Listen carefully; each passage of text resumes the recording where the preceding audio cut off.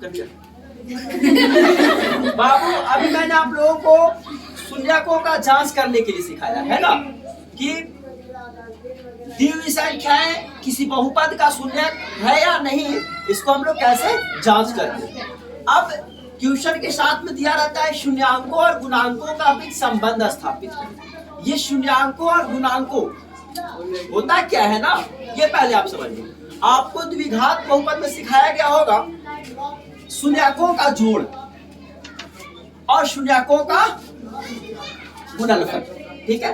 द्विघात बहुपद में सिर्फ दो ही फॉर्मूले आपको दिए गए, एक शून्यकों का जोड़ और एक शून्यकों का, तो शून्यकों का योग बराबर आपको बताया गया -b/a और शून्यकों का गुणनफल बताया गया था c/a, ठीक है। अगर प्रश्न द्विघात बहुपद है तो शून्यांकों और गुणांकों के बीच संबंध दिखाने के लिए बाबू हम लोग बस यही दोनों फॉर्मूले का यूज करते हैं। मतलब अल्फा प्लस बीटा बराबर -b/a, यही दोनों को बराबर दिखाना है, ठीक है। अब अल्फा बीटा बराबर c/a लेकर के ये दोनों को भी हम बराबर दिखा देते हैं। लेकिन अभी जो हम लोग शून्यांकों और गुणांकों के बीच संबंध जो दिखाने जा रहे हैं वो द्विघात बहुपद का नहीं दिखाने जा रहे हैं, हम लोग त्रिघात बहुपद का दिखाने जा रहे हैं। और त्रिघात बहुपद में हमने आप लोगों को जो फॉर्मूला सिखाया है वो दो नहीं तीन, कितने फॉर्मूले सिखाए हैं? तीन। एक सिखाया है मैंने alpha plus beta plus gamma बराबर -b/a। दूसरा फॉर्मूला मैंने सिखाया alpha beta plus beta gamma plus gamma alpha is equal to c/a। और तीसरा फॉर्मूला मैंने आप लोगों को सिखाया था अल्फा बीटा गामा बराबर -d/a। तो शून्यांकों और गुणांकों के बीच संबंध दिखाने का मतलब क्या होता है कि बस ये फॉर्मूले को संतुष्ट करना, मतलब इस फॉर्मूले को प्रूफ करना, साबित कर देना कि alpha plus beta plus gamma जो होता है वो -b/a के बराबर होता है। Alpha beta plus beta gamma plus gamma alpha जो होता है वो c/a के बराबर होता है। बस यही सिद्ध करना होता है और इसी को हम शून्यांकों और गुणांकों के बीच संबंध स्थापित करना कहते हैं। बात समझ आई है ना। मैंने फिर से मैं बोल रहा हूँ, द्विघात बहुपद के लिए मैंने बोला कि जो दो फॉर्मूले हैं अल्फा प्लस बीटा बराबर -b/a और अल्फा बीटा बराबर c/a, ये दोनों को सिर्फ सिद्ध कर देना होता है, ठीक है। और त्रिघाती बहुपद में मैंने आप लोगों को तीन फॉर्मूले दिए बाबू, एक शून्यकों का जोड़, इसमें भी शून्यकों का जोड़ होता है। तो त्रिघाती बहुपद में शून्यकों की संख्या 3। मैंने बोला है कि बहुपद की जो शून्यक होती है बाबू उसकी संख्या किस पर निर्भर करती है, तो घात पर निर्भर करती है सर, है ना। अगर बहुपद का सबसे बड़ा घात 2 है तो उस बहुपद का जो शून्यक होगा वो 2 होगा। अगर बहुपद का सबसे बड़ा घात 3 है तो उस बहुपद का जो शून्यक होगा वो कितना होगा बाबू? 3 होगा। तो हम त्रिघाती बहुपद में शून्यांकों और गुणांकों के बीच संबंध स्थापित करने के लिए सिखा रहे हैं ना। तो इसमें 3 फॉर्मूले होते हैं, शून्यकों का जोड़, तो शून्यकों का इसमें 3 शून्यक है ना, तो alpha plus beta plus gamma बराबर -b/a, alpha beta plus beta gamma plus gamma alpha c/a, alpha beta gamma -d/a। अब हम बारी बारी से इसको सिद्ध करेंगे, इसको सिद्ध करेंगे, इसको सिद्ध करेंगे, बस हो गया शून्यांकों और गुणांकों के बीच संबंध स्थापित करना, ठीक है। तो कम टू पॉइंट, मेरा पॉइंट क्या है? शून्यांकों और गुणांकों के बीच संबंध स्थापित करें, यही है ना। चलिए, तो शून्यांकों और गुणांकों के बीच संबंध स्थापित करने से पहले आपको a बराबर मालूम होना चाहिए, b बराबर मालूम होना चाहिए और c बराबर मालूम होना चाहिए, ठीक है। तो बाबू अब शून्यक तो तुमको पता है, मतलब अल्फा पता है, अल्फा बीटा और गामा तो पता है तुमको। तो जो शून्यक दिया हुआ है वही, उसी में से कोई एक अल्फा हो जाएगा, कोई एक बीटा हो जाएगा और कोई एक गामा हो जाएगा, ठीक है। तो और एक क्या होगा तो लिख लो a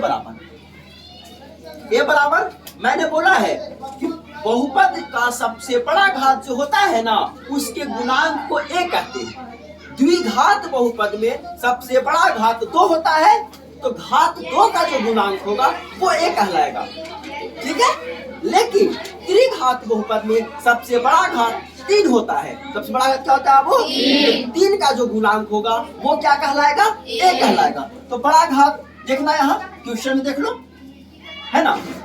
बड़ा घात 3 है, 3 का गुणांक, घात 3 का गुणांक क्या है बाबू? 3। तो इसमें a बराबर क्या हो जाएगा? 3। अब b बराबर क्या होगा सर?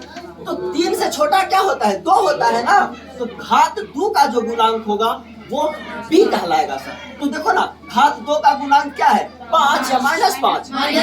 अगर प्लस में रहता ना तो सिर्फ 5 बोलते, बट माइनस में है ना, तो हम b बराबर क्या बोलेंगे बाबू? माइनस। अब पावर 2 से छोटा क्या होता है? पावर 1। तो पावर 1 तो और 1 लिखा हुआ तो है नहीं सर, पावर 1 लिखा हुआ नहीं होता बाबू। अगर चर राशि लगा हुआ है ना तो बस पावर उसका 1 होता है, दिमाग में रखना है ना। जैसे जेड है ना, इसका मतलब है कि इस पर पावर क्या है? 1 है। तो इसके गुणांक को क्या कहेंगे? c। तो c बराबर क्या हो जाएगा? -11। ठीक है। और इसके बाद पावर 0, तो घात पावर 1 से छोटा क्या होता है? पावर 0 ना। और पावर 0 वाला को अचर कहा जाता है। पावर 0 वाला को क्या कहा जाता है? अचर। तो देखो, अचर मतलब जिसके साथ ABCD का कोई अक्षर नहीं लगा हुआ, वही ना अचर होता है। तो बताइए इन सभी में ABCD का अक्षर किसके साथ नहीं लगा हुआ है? 3 के साथ नहीं लगा हुआ है, तो ये अचर हो गया। और अचर को हम लोग क्या कहते हैं? D कहते हैं। तो D बराबर -3। अब किसी किसी के मन में चल रहा हो कि ए सर पावर 3 वाला दे ले है, ठीक है ना, उसके बाद पावर 2 नहीं दिया है सर, फिर सिर्फ पावर 1 आ गया है और फिर अचर पद आ गया, तो इसमें b बराबर क्या होगा सर? b बराबर इसका ये हो जाएगा क्या? z का गुणांक हो जाएगा क्या? जी नहीं बाबू, पावर 3 से छोटा पावर 2 वाला होता है। पावर 2 वाला अगर है तो उसका गुणांक b कहलाएगा, और अगर पावर 2 नहीं है तो फिर b बराबर क्या कहलाएगा? 0 कहलाएगा। b बराबर क्या कहलाएगा? कहीं ऐसा नहीं सोच लेना तुम लोग कि इन सबों में सबसे बड़ा तो पावर 3 है, इसका गुणांक तो a हो गया, इसके बाद छोटा वाला तो ये है ना, तो b बराबर ये होगा, ऐसा नहीं सोचना। पावर 3 के बाद पावर 2 रहे या ना रहे, पावर 2 अगर है तो वो b हो जाएगा, पावर 2 अगर नहीं है तो उसका जो b माना जो जाएगा वो क्या माना जाएगा? 0 माना जाएगा। ठीक है, फिर उसके बाद स्टार्ट कर। ठीक है। हाँ, अब देखिए तब, अब हम लोग alpha plus beta plus gamma बराबर क्या जानते हैं? c बाई, हम लोग शून्यांकों और गुणांकों के भी संबंध दिखाने जा रहे हैं ना। मैंने बताया था ना कि शून्यांक में किसको लेंगे और गुणांक में किसको लेंगे। तो शून्यांक में alpha beta, sorry alpha plus beta plus gamma बराबर -b बाई a। अब हम लोग अल्फा लेंगे। अल्फा किसको कहते हैं? बीटा किसको कहते हैं? गामा किसको कहते हैं? मैंने बोला ना कि जो शून्यक है ना, शून्यक में से ही किसी एक को अल्फा बोल देते हैं, किसी एक को बीटा बोलते हैं, किसी एक को गामा बोल देते हैं। तो बाबू अल्फा कौन हो जाएगा? 3 हो जाएगा। बीटा कौन हो जाएगा? -1 हो जाएगा। गामा कौन हो जाएगा? -1/3 हो जाएगा, बराबर माइनस b बाई ए चाहिए ना। b कितना है देख लो आप, -5। a कितना है देख लो आप, 3। आइए अब आगे। मैंने एक चीज और बताया था कि जब बीच में बराबर होता है ना बाबू, तो शुरू में हम लोग याद लिखते हैं। क्या लिखते हैं? या का सिंबल बराबर के साथ एरो लगा देना क्या कहलाता है? या का सिंबल कहलाता है। आगे आ जाओ। 3 plus minus plus minus sorry -1 1/3 बराबर माइनस प्लस 5/3। आगे सुनिए, 3 में से 1 जाएगा तो क्या बचेगा? 2 -1/3 बराबर 5/3। कहीं ना कहीं मैंने गड़बड़ किया है। हाँ ठीक है। हाँ सुनो, अब 3, अब भिन्न का हम लोग क्या करेंगे? घटाओ। 3 दूनी के 6 और 6 में से 1 घटाना पड़ेगा ना, शॉर्टकट में नहीं होता है। अगर यहाँ पे प्लस होता है तो 3 दूनी 6 और 1 को जोड़ देते। 3 दूनी के 6 घटाओ है ना, 3 दूनी के 6 में से क्या तो क्या आएगा? 5/3 बराबर 5/3 आ गया ना। ये शून्यांकों और गुणांकों के बीच क्या हो गया बाबू? संबंध स्थापित हो गया। तो इसमें 3 है ना। फिर alpha beta plus beta gamma plus gamma alpha बराबर क्या होता है? c बाई ए। तो c बाई ए देख लो, अल्फा क्या है? तो अल्फा है 3, बीटा क्या है? -1 प्लस बीटा क्या है? -1, गामा क्या है? -1/3 प्लस गामा क्या है?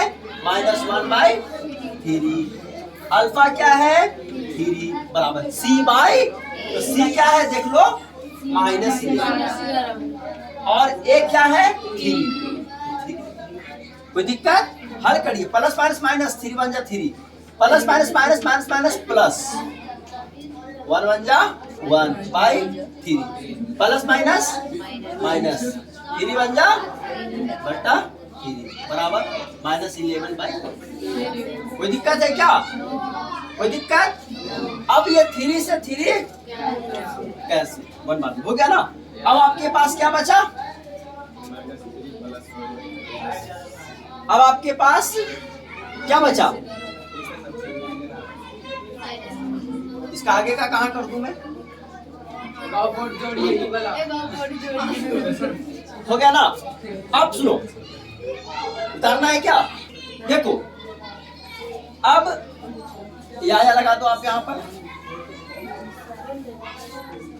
-3 plus 1 by 3 minus 1 is equal to -11 by 3।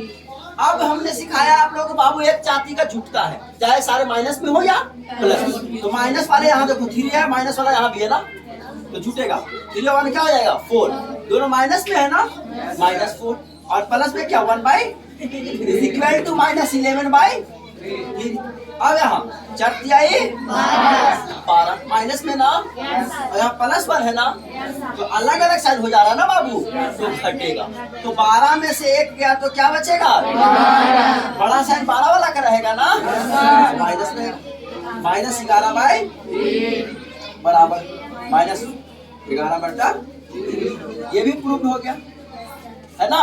फिर एक और आपको मैं सिखाया हूँ क्या? Alpha beta gamma, alpha beta, फिर alpha beta gamma is equal to -d by a।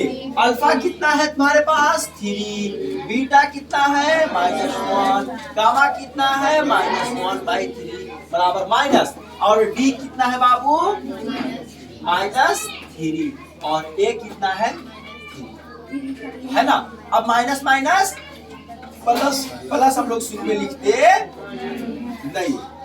3 1 जा 3 मतलब 3 एकम 3 और फिर 3 एकम 3 बट्टा बराबर माइनस माइनस प्लस 3 बट्टा बराबर आ गया बाबू। यही कहलाता है शून्यकों और गुणांकों के बीच संबंध दिखना। भैया समझ में आप लोगों को? द्विघात बहुपद में सिर्फ 2 को दिखाते हैं, अल्फा प्लस बीटा बराबर -b बाई a और अल्फा बीटा बराबर c बाई a को दिखाना होता है। जबकि त्रिघाती बहुपद में हम लोगों को तीनों सूत्र को दिखाना होता है, alpha plus beta plus gamma बराबर -b by a, alpha beta plus beta gamma plus gamma alpha बराबर c बाई a, और अल्फा बीटा गामा बराबर -d बाई a। तो अब आप लोगों को शून्य पहचानने आ गया ना, और शून्यांकों और गुणांकों के बीच संबंध दिखलाने आ गया ना। बस आपको एग्जाम में, हर बार एग्जाम में 2 नंबर का क्वेश्चन पूछता है। आज हम जो मैं पढ़ाया आधा 1 घंटा जो भी पढ़ाया उसमें आपका 2 नंबर बन गया। ठीक है, नोट डाउन।